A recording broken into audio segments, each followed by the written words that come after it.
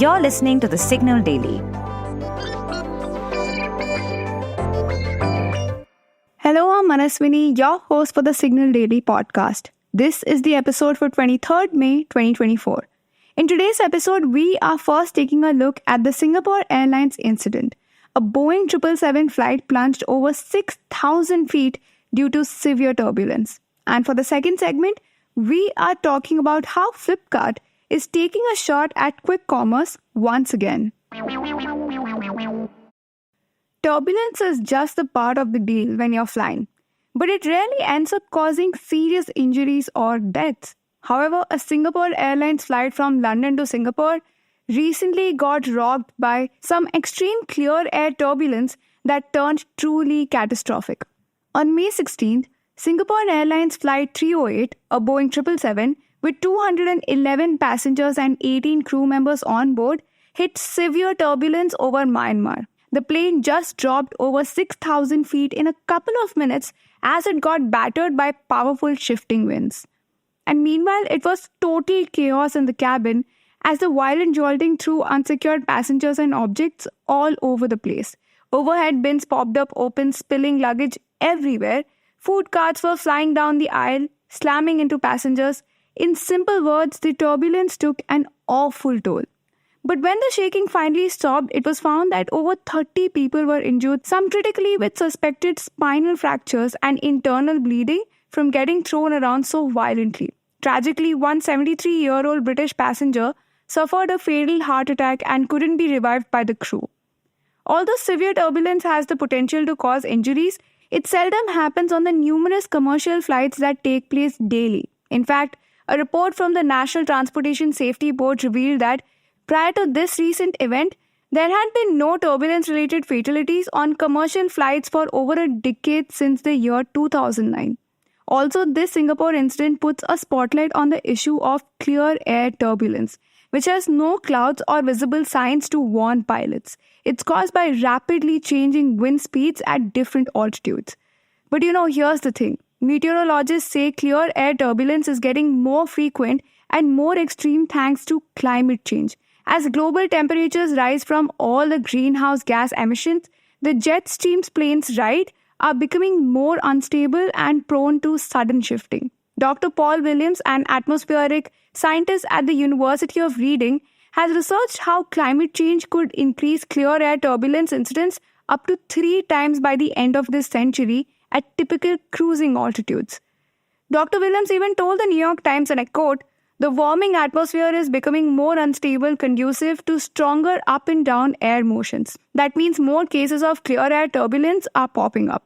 End quote. What it simply means is that as our planet keeps heating up, aircraft manufacturers and airlines may need to upgrade with stronger cabins, better turbulence forecasting, and improved procedures to secure passengers and crew on board. For our second segment, we are going to bring you deep dives on stories from the world of technology, business, policy, and anything that leaves you with food for thought. When Zepto and Blinkit emerged a few years ago promising 10-minute deliveries, observers regarded their claim with a mix of awe and skepticism. Some even thought quick commerce is a mere gimmick. Fast forward to 2024 and the narrative has flipped, and how? Quick commerce has massively picked up, so much so that market giants such as Flipkart are said to be threatened by its expansion. And to be fair, there's good reason to be.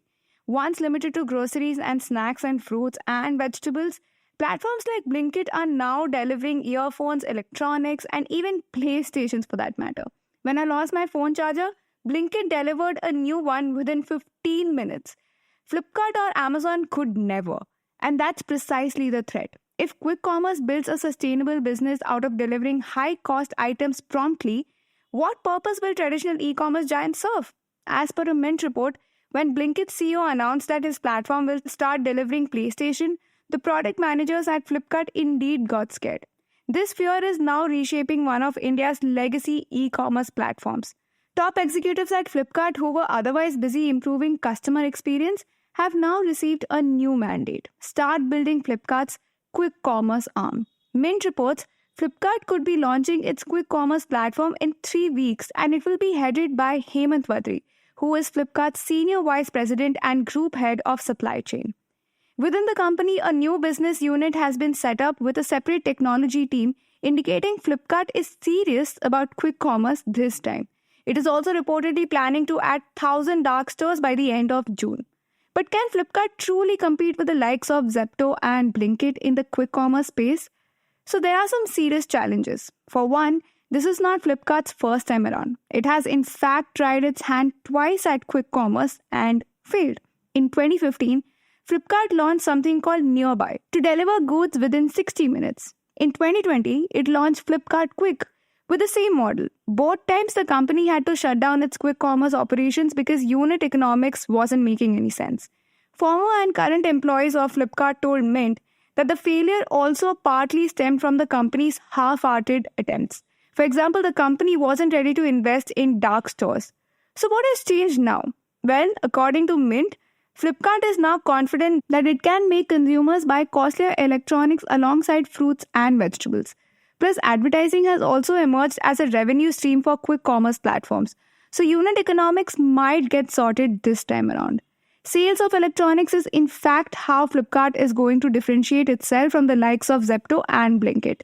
The company is planning to exploit its existing relationships with manufacturers and sellers of electronics, so a wide range of electronics will be available on the platform right away. Now that would be a good start, I guess. But there's another roadblock: brand recognition. Flipkart has limited penetration in metros where Blinkit and Zepto are a hit. And Tier 2 and Tier 3 cities where Flipkart is a leader, quick commerce is yet to pick up. Which suggests it might have to offer steep discounts during the time of launch to snatch consumers away from Zepto and Blinkit. Quick commerce is worth a shot after all. If you like listening to The Signal Daily, please show us some support. Rate us and review us on Apple Podcasts and Spotify.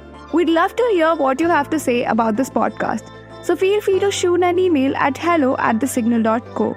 The episode was researched, written and produced by Anup Simwan and me, Manaswini. Edited by Venkat Anand, mastered and mixed by Yash Hirve.